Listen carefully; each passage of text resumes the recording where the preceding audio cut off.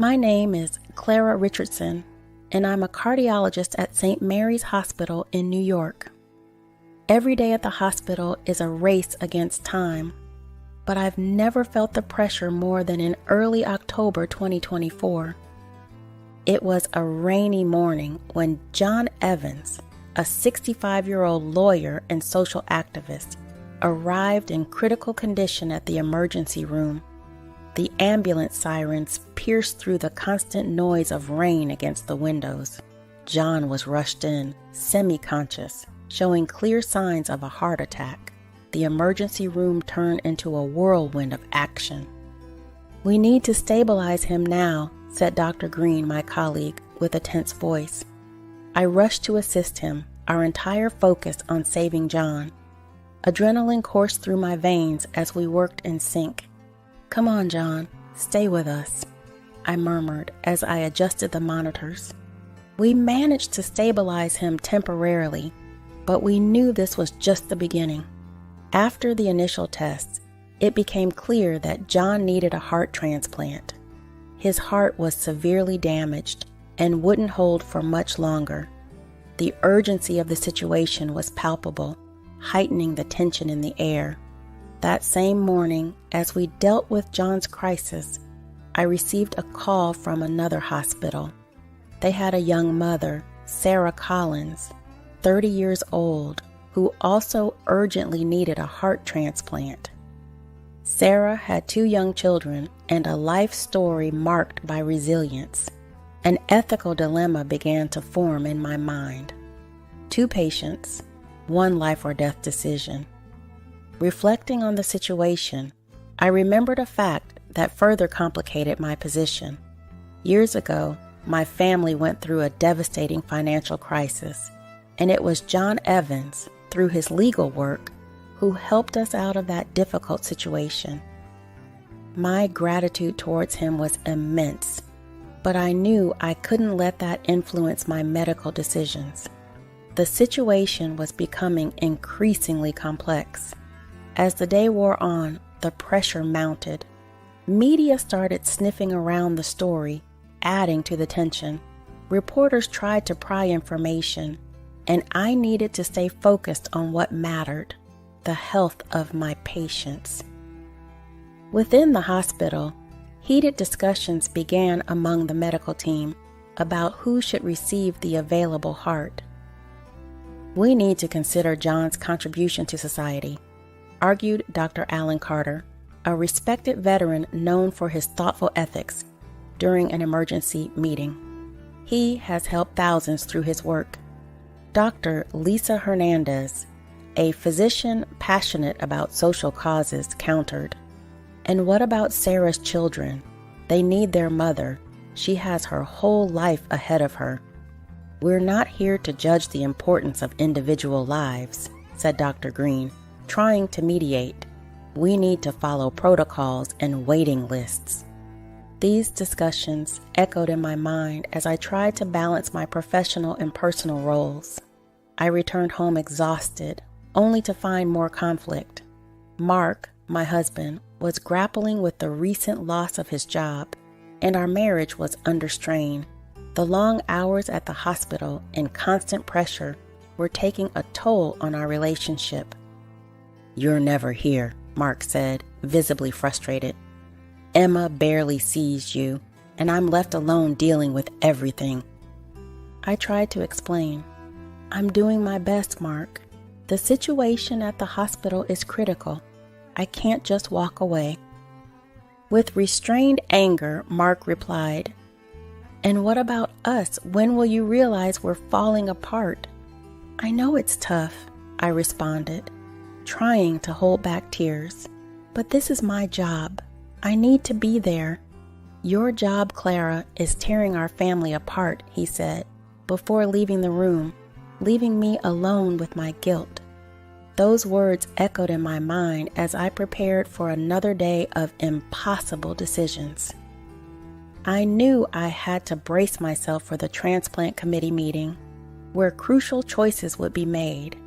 I was torn between personal gratitude and professional duty. knowing each choice would have profound consequences. That night, as I stared at the ceiling of my room, I reflected on the challenges ahead. The rain continued to fall outside, a constant reminder of the turmoil both inside and outside the hospital. The next morning, I sat in the hospital conference room where the transplant committee gathered for another crucial discussion. I looked around the table, seeing the faces of my colleagues, each wearing a serious expression, reflecting the gravity of the decisions we were about to make. The weight of responsibility made my head throb. Dr. Alan Carter began to speak, his firm voice echoing in the quiet room. We need to consider the experience and wisdom that elderly patients bring. John, for instance, is a pillar of the community. He still has much to offer. My mind drifted to the past, remembering how John had helped my family during a devastating financial crisis. My gratitude towards him was immense, making my position on the committee even more complicated. Dr. Lisa Hernandez interrupted my thoughts. I understand your point, Alan, but Sarah is a dedicated mother. Her children need her. We have a responsibility to consider the impact on their lives. I tried to maintain objectivity, but Sarah's and her children's faces floated in my mind. It was difficult to separate the professional from the personal, and the pressure mounted with each passing moment. Clara, you seem distant, Dr. Carter said, pulling me back to reality. What do you think? I took a deep breath and replied, we need to consider the long-term impact of our decisions. Both patients have lives worth saving, but we must also consider who has the greater chance of recovery and benefit from the transplant. Dr. Hernandez shook her head, her face showing frustration. Clara, this is too personal for you. We need to be objective. Dr. Carter intervened. Lisa, everyone here has feelings involved. The key is to maintain clarity. The discussion continued with overlapping voices. Dr. Jameson from cardiology raised his voice. We're forgetting that John has a more stable medical history. He may withstand the surgery better than Sarah. Dr. Hernandez countered, but Sarah is young and has 2 young children. They depend on her. I felt the tension rise, and my phone began buzzing incessantly with news notifications. The media had caught wind of our dilemma, and now reporters were camped at the hospital entrance. The story was spreading quickly, and I could feel the additional weight of public opinion pressing down on my decisions. At home, the situation wasn't any better. Mark, my husband, was visibly upset. You're neglecting our family because of this job, he said, his voice filled with frustration. We can't go on like this. Mark, you know how important this is, I replied, trying to stay calm. We're talking about lives. We're talking about our life too, Clara, he exclaimed. We can't let your job destroy our marriage. I need you here. I tried to explain the complexity of the situation, but it seemed like every word I said only widened the gap between us. Do you think I don't feel this too? I'm trying my best. Our marriage was on the brink of collapse, adding another layer of stress to my already tumultuous life. The committee meetings grew increasingly tense. Heated discussions filled the air, with medical and ethical arguments colliding violently.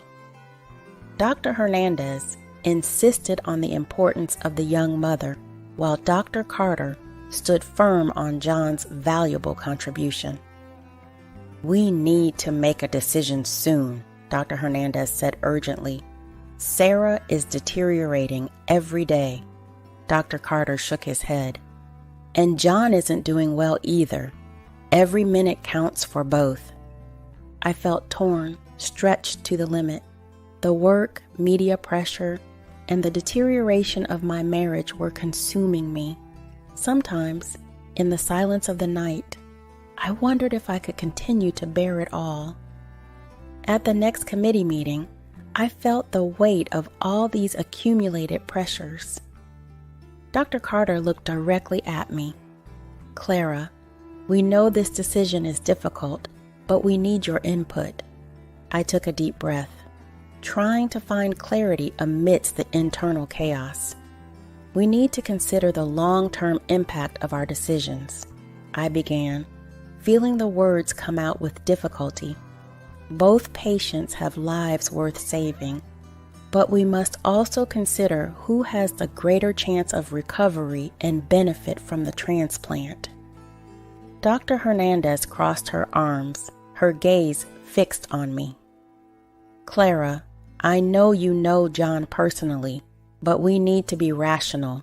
Sarah has 2 young children who depend on her."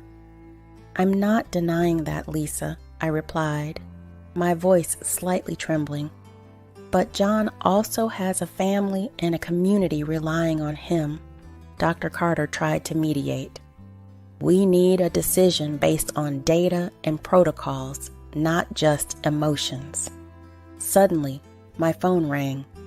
It was the media again, pressing for a statement. I quickly left the room and answered the call. "Dr. Clara, the community is anxious for an answer. Who will receive the transplant?" I tried to remain calm.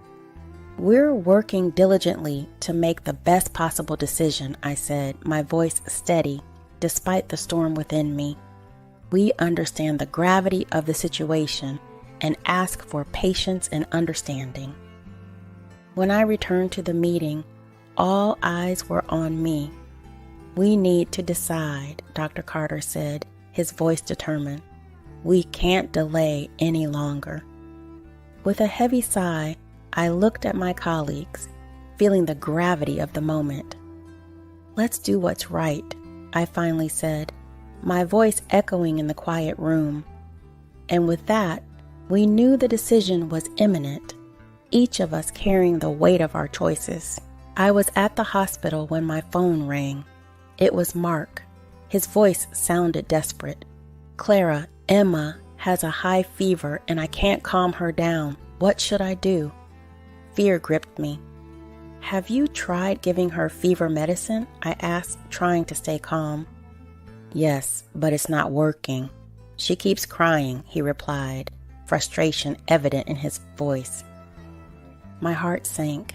I wanted to drop everything and rush home, but I knew my presence at the hospital was also crucial. "I'll try to get there as soon as possible. Keep her hydrated and try to soothe her until I arrive," I said, feeling guilt gnawing at me. "Clara, we need you here," he insisted, his voice trembling. "She needs you." I hung up the phone and found myself torn again between my responsibilities as a doctor and my role as a mother.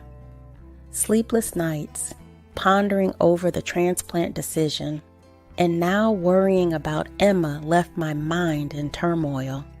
As I walked through the hospital corridors, Dr. Carter's and Dr. Hernandez's arguments echoed in my mind.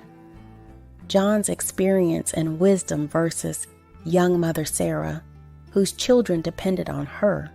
I couldn't escape the gravity of these considerations. In the final committee meeting, the atmosphere was tense. Everyone awaited my stance. Dr. Carter broke the silence, his voice serious. "Clara, we need your perspective." "We know this decision isn't easy for anyone," Dr. Hernandez began, her voice attempting empathy. "But we need to follow the hospital protocol and the national waiting list." I took a deep breath and spoke, trying to keep my voice steady. "We need to make the decision that benefits the most people in the long run. Despite all the gratitude I feel towards John, it's important to adhere to the established protocols." Dr. Carter looked at me with a mix of respect and sorrow. "I understand, Clara, but do you think this is the right thing?" I looked at him, feeling the weight of his words. "There's no clear right or wrong here. We're dealing with human lives. But we must be fair. Dr. Hernandez sighed, looking down before responding. Clara, I know you know John personally, but we need to be rational. Sarah has 2 young children who depend on her. I'm not denying that, Lisa, I replied, my voice slightly trembling. But John also has a family and a community relying on him. The silence in the room was palpable. Everyone knew how difficult this decision was. After a few more moments of discussion, the committee agreed to follow the national waiting list. Sarah would be the heart recipient. The news was communicated to all involved. I felt a mix of relief and burden on my shoulders. Reactions were mixed. Some medical colleagues supported the decision, while others criticized it, questioning if it was the best choice. After the meeting, Dr. Hernandez approached me.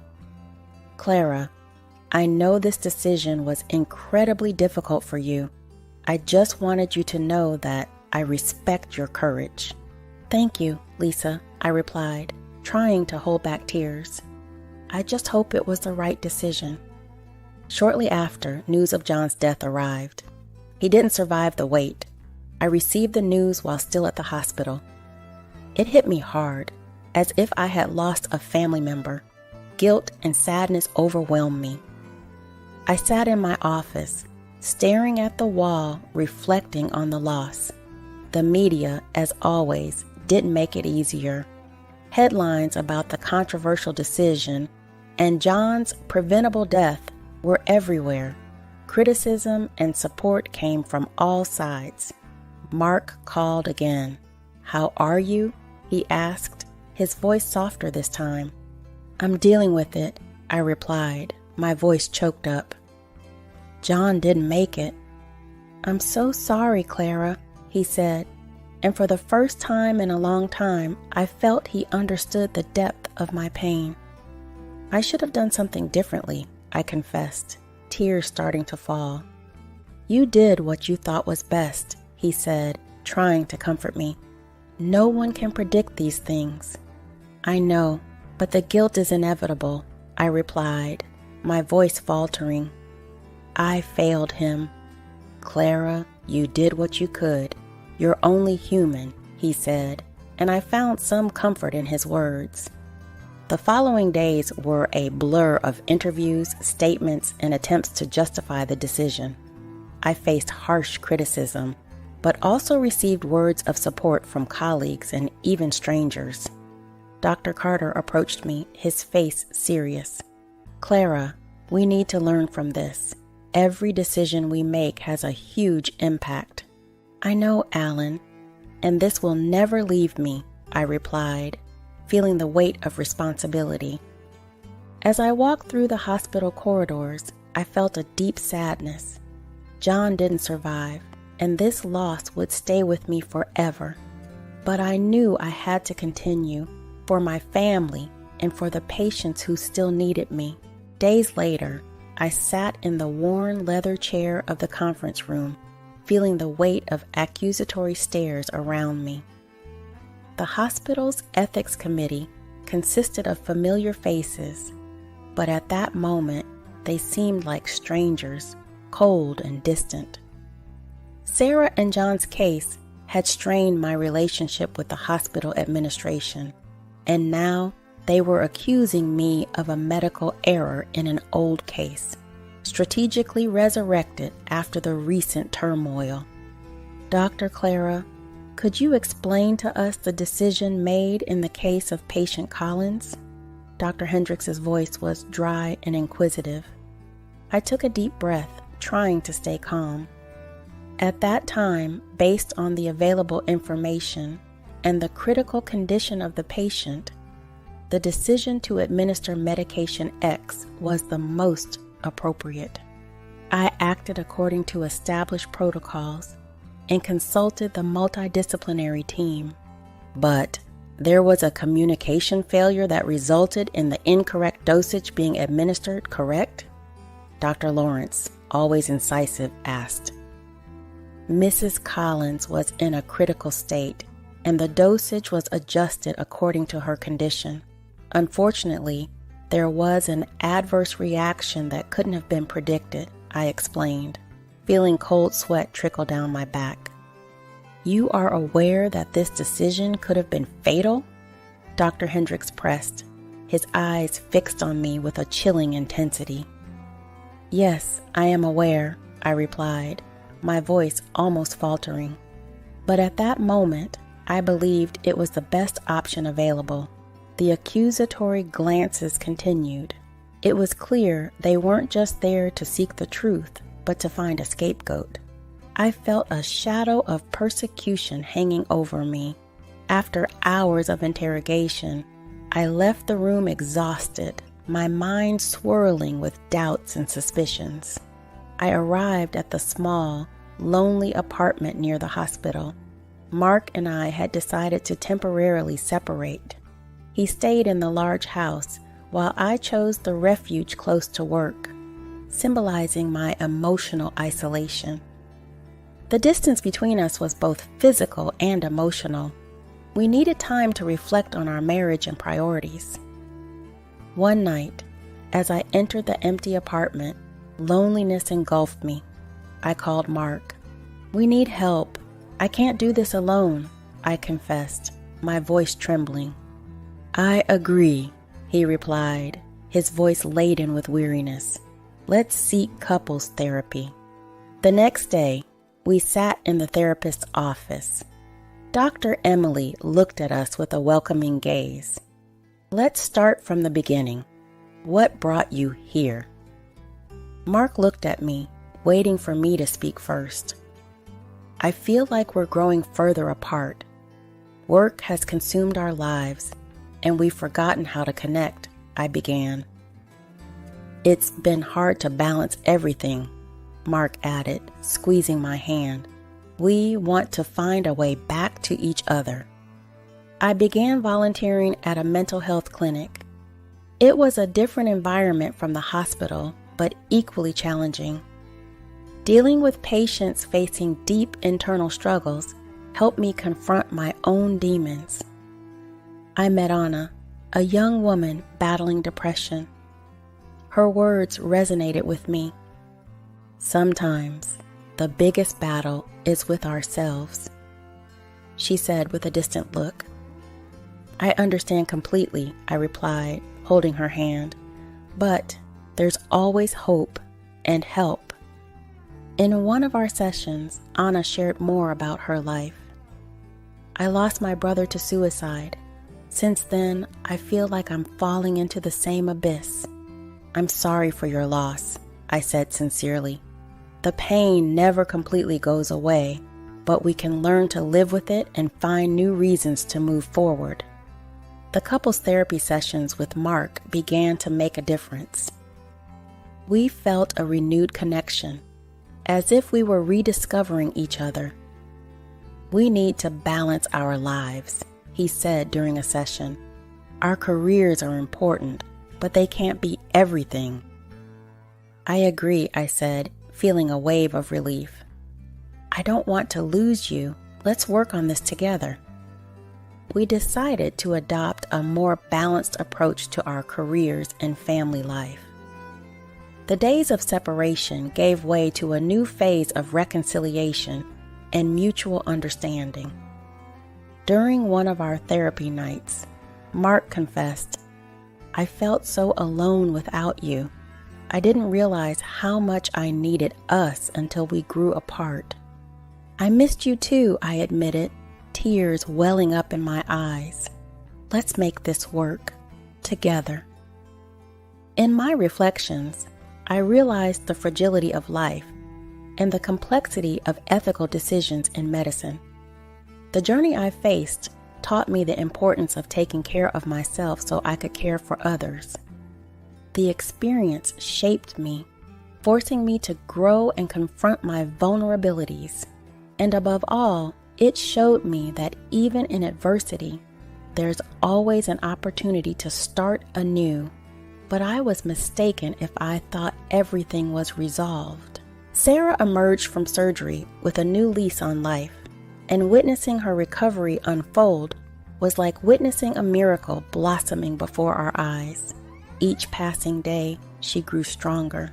I remember seeing her take her first steps down the hospital corridor, a smile radiating gratitude and hope. "I can't believe I'm walking again," Sarah said, eyes brimming with tears. "You're a warrior," I replied, trying to contain my own emotions. "We all believed in you." A few weeks later, Sarah returned to the hospital, but this time not as a patient. She came to personally thank the medical team. Emotion filled the room as she entered, her presence bringing a contagious glow. "You saved my life," she said, voice choked with emotion. There are no words to express my gratitude. Sarah's reunion with her children was even more touching. I saw the joy on their faces as they embraced their healthy, vibrant mother. It was a scene that warmed the hearts of everyone present. "Mom, you're back," exclaimed her youngest son, hugging her tightly. "Yes, my love, I'm back and I'm not going anywhere," Sarah replied, holding back tears. I watched that scene with a deep sense of gratification, certain that all the hardships and tough decisions had been worth it. Sarah's story quickly spread through the media, highlighting the importance of organ transplants. I received numerous messages of support from people inspired by her journey. "Thank you for sharing this story. My faith in medicine has been renewed," read one of the messages. But life in the hospital is never without conflicts. Shortly after, a young teenager named Lily was admitted with a rare genetic disease. Her experimental treatment was only available in another country, and her family lacked the necessary financial resources. I discovered that Lily's father, Dr. Michael, was a respected colleague at the hospital. However, his actions were often questionable, complicating the situation further. Dr. Michael, visibly distressed, approached me in the hallway. "Clara, I would do anything to save my daughter, but I'm at a loss." "We'll find a way," I promised. Though I knew it would be an uphill battle, pressure mounted, this time not just from the media, but also from the medical community and hospital administration. The reluctance to financially support Lily's treatment was evident. I knew I had to fight for her. "We're talking about a human life," I passionately argued in a meeting with the hospital administration. Human values and medical ethics must prevail. The meeting ended with a knot in my stomach. Even after all the triumphs, I realized there were still many moral and ethical issues to be resolved in my personal and professional life. I looked at a photo of my own family, reflecting on the sacrifices and tough decisions that lay ahead. The journey was far from over, and I knew greater challenges awaited me. If you'd like to know the rest of the story in another video, leave a comment below, and don't forget to like the video and subscribe to the channel for more compelling narratives. Thank you so much for watching the video sharing my story. It's a pleasure to be able to share a glimpse of my life as a doctor.